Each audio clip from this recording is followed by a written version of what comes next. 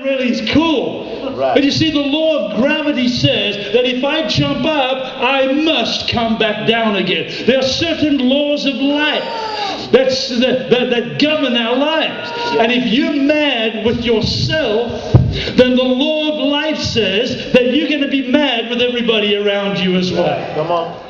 The whole idea is not to try and change everybody around you, but the idea is if I can get some change going on with inside of me, then everybody around me is going to look a whole lot better when things get on in my life. Come on, that's true. So where's the work going to begin? The work's going to begin in me. Right. I've seen Christians all the time, giving other Christians rules and trying to force them to live a certain way. I don't know about you, but this walk is enough for me to have to deal with for my own self. Than to still try and deal with your walk. I don't have time for that. Oh, that's good. That's good. I just don't have the energy for that. When I put that energy out, then guess what? Something goes wrong inside of me. So I'm going to know what I've got to do. I've got to take care of what's going on in me. And honey, you're all on your own. We're on a journey. We're somewhere in between the Feast of Pentecost and the Feast of Tabernacles.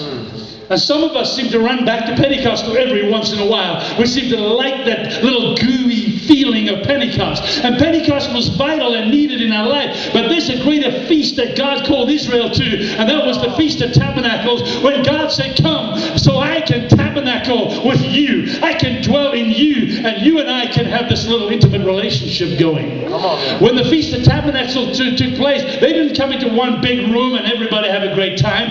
Every man took his own tent, and he put a tent over himself, and it was just that man in his tent, and it was that man in his tent and God. Yes, yes. And nobody could tell him what he could do or shouldn't do. Nobody could instruct him how to live or not live. It was him and God. And him and God began to tabernacle with each other. And God would dwell in him. And that man would get his instruction and direction and his work and his life from God, his sustenance from God. Can I tell you something? I can give you something to eat today spiritually. That you'll walk out of that door and something will distract you. And you'll forget about what they said. The only thing you remember is me jumping up and down and maybe spitting a little bit. Because when the trials of life face us, and if we haven't built something within ourselves, then I got news for you. When the trials of life face you and you don't have a revelation, then you've got a crisis on your hands.